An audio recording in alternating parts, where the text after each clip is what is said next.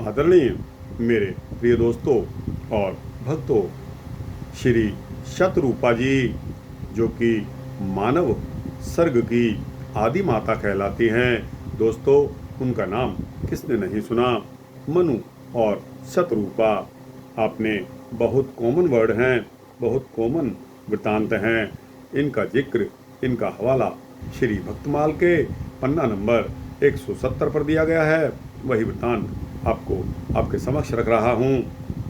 दोस्तों, उम्मीद करता हूँ कि श्री शतरूपा जी का यह वृतांत आपको अच्छा लगेगा। दोस्तों, उम्मीद करता हूँ कि बने रहेंगे इस वृतांत के अंत तक मेरे साथ, जो कि ज़्यादा से ज़्यादा 10-1 मिनट का होने वाला है। अतः आपसे विनती है कि बने रहिए इस वृतांत के अंत तक। आपको माता आदि माता शतरूपा जी के बारे में स्वयं पता चल जाएगा। तो दोस्तों, आइए बिना समय गवाए इस वृतांत को शुरू करते हैं। दोस्तों, श्री शतरूपा मानव सर्ग की आदि माता हैं। ये स्वयंभू मनु की पत्नी थी। मनु और शतरूपा से ही मानव सृष्टि का प्रारंभ हुआ। श्रुति भी यही कहती हैं, ततो मनुष्या अजायंत। मनु और शतरूपा दोनों ही ब्रह्मा जी के शरीर से उत्पन्न हुए हैं। दक्षिण भाग से मनु और वाम भाग से शतरूपा जी का प्रादुर्भाव हुआ है। दोस्तों, बृहदारण्यक उपनिषद में बतलाया गया है कि केवल मनुष्य ही नहीं, सैकड़ों प्रकार के पशु भी इन्हीं दोनों की संतानें हैं। शतरूपा इच्छानुसार रूप धारण करने वाली तथा संकोचशीला स्त्री थी।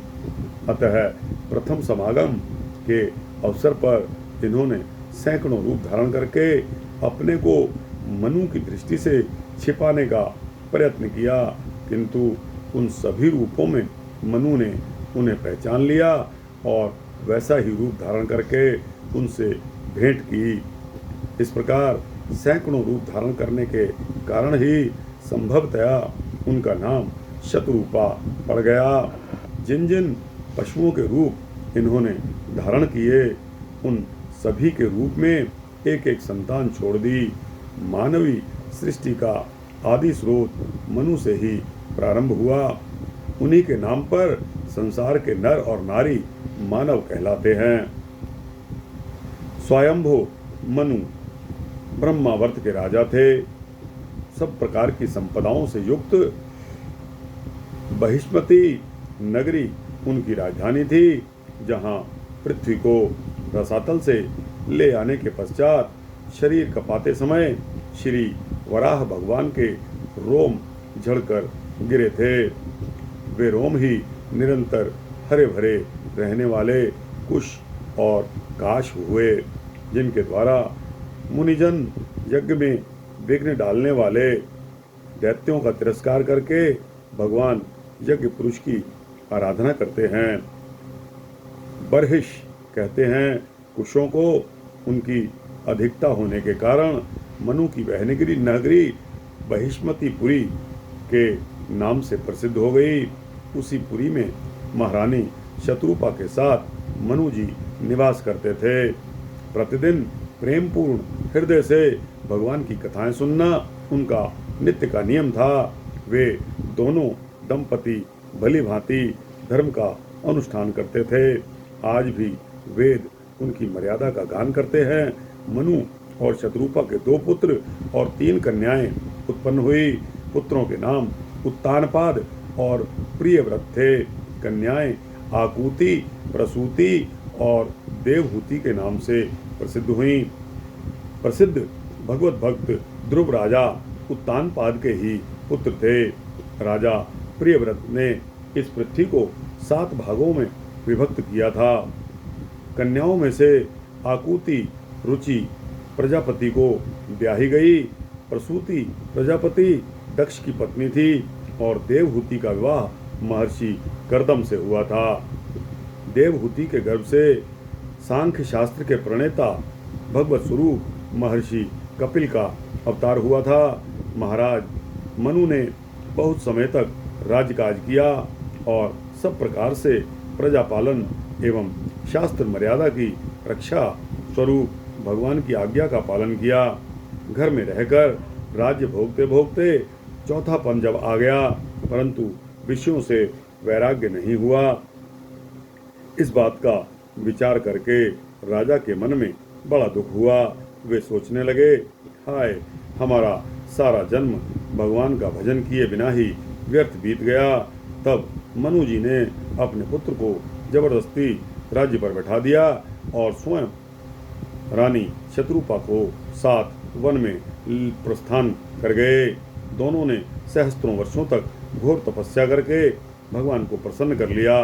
तब करुणा निधान भक्त वत्सल प्रभु श्री राम उनके सामने प्रकट हो गए। भगवान के श्री अंगों की शोभा नीलकमल, नीलमणि तथा नीलमेघ के समान श्याम थी। उसे देखकर कोटि कोटि कामदेव लज्जित हो रहे थे। मुख पर शरद पूर्णिमा के चंद्रमा की शोभा विहस रही थी। मनोहर कपोल, सुंदर ठौड़ी और शंख के सदृश ग्रीवा थी। लाल लाल ओंठ, स्वच्छ दंत पंक्ति, सुंदर नासिका तथा चंद्र रश्मियों को तिरस्कृत करने वाली हंसी सुशोभित थी। नेत्रों की छवि नव विकसित कमल के समान सुंदर थी। मनोहारिणी चितवन जी को बहुत प्यारी लगती थी।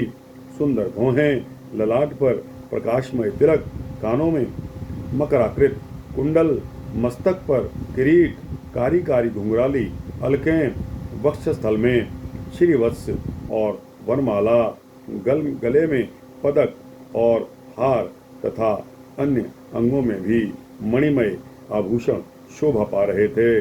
सिंह की सी गर्दन, सुंदर यज्ञोपवीत हाथी की सूंड के समान मनोहर भुजदंड, कमर में तरकश और हाथों में बाण एवं धनुष सुशोभित थे। पीतांबर की छवि बिजली को लजा रही थी। उदर पर त्रिवली की रेखा देखने योग्य थी। नाभि ऐसी लगती थी मानो यमुना जी में भंवर उठा हो। चरण कमलों की शोभा तो अवर्णनीय थी। श्री रघुनाथ जी के वाम भाग में उन्हीं के समान शोभा की निधि आदिशक्ति सीता जी शोभा पा रही थी।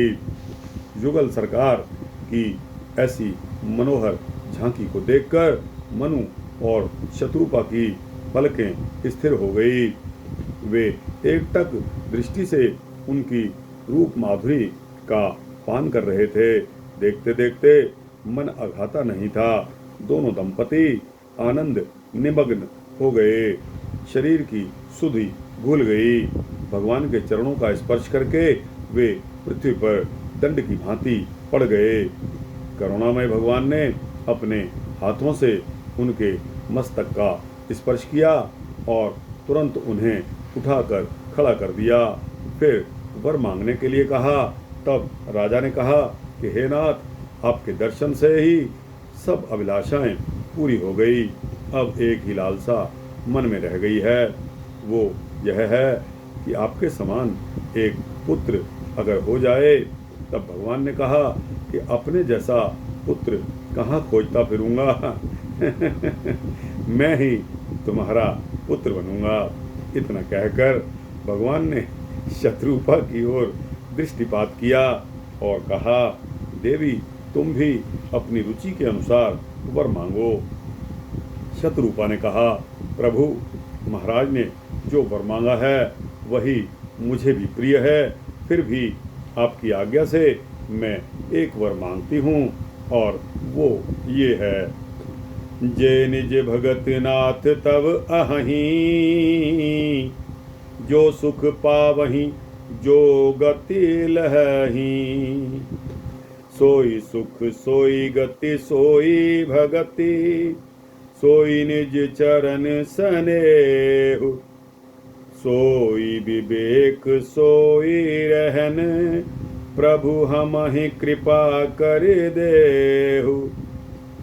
जय निज भगत नाथ तब अहि, जो सुख पावहीं जो गति लहहीं, सोई सुख सोई गति सोई भगति, सोई निज चरण स्नेह, सोई विवेक सोई रहनि प्रभु, हम ही कृपा कर देहु। यह कोमल गूढ़ और मनोहर वाक्य रचना सुनकर प्रभु प्रसन्न हो गए और प्रभु बोले, तुम्हारे मन में जो कुछ भी अभिलाषा है वह सब तुमको दे दी। इतना कहकर भगवान ने उसी दिन से माता कहकर पुकारा और विवेक का वरदान दिया। मात विवेक अलौकिक तोरें, कबहु न मिटहि अनुग्रह मोरें। मात विवेक अलौकिक तोरें, कबहु न मिटहि अनुग्रह मोरें। इस प्रकार शतरूपा ने अपनी अलौकिक भक्ति और तपस्या से भगवान को पुत्र रूप में प्राप्त किया। इस प्रकार शतरूपा ने अपनी अलौकिक भक्ति तपस्या से भगवान को पुत्र रूप में प्राप्त किया। वे दोनों दंपति भगवान की आज्ञा के अनुसार कुछ काल तक इंद्रलोक में रहे। इसके बाद मनु अयोध्या के चक्रवर्ती नरेश दशरथ बन गए और शतरूपा उनकी पत्नी कौशल्या हुई। श्री रघुनाथ जी ने इनके पुत्र रूप में प्रकट होकर इनको तो अनुग्रहित किया ही, साथ ही साथ अपनी पवित्र लीलाओं की स्मृति भी छोड़ दी, जिसका गायन स्मरण और कीर्तन करके जगत के असंख्य मनुष्य परम पद की प्राप्ति करते जा रहे हैं। तो दोस्तों, यह है वृतांत माता यानी कि आदि माता शतरूपा जी के बारे में आपको सुनाया श्री भक्तमाल से, पन्ना नंबर 170। दोस्तों, यह सच्चे वृतांत आपको अच्छे तो लगेंगे ही। दोस्तों, उम्मीद करता हूँ कि अपने कमेंट्स अपनी राय कमेंट्स बॉक्स में अवश्य लिखा कीजिए। दोस्तों, अच्छा लगा हो तो इसको लाइक और शेयर करके अपने दोस्तों, भक्तों, मित्रों, जिज्ञासुओं तक पहुंचाना। चैनल को सब्सक्राइब कर देंगे तो आपको इसी तरह के सूक्ष्म भक्ति वृतांत मिलते ही रहेंगे। जय आदि माता शतरूपा जी की, जय माता कौशल्या की, जय श्री रामचंद्र, जय श्री दशरथ महाराज जी की, जय श्री मनु जी की।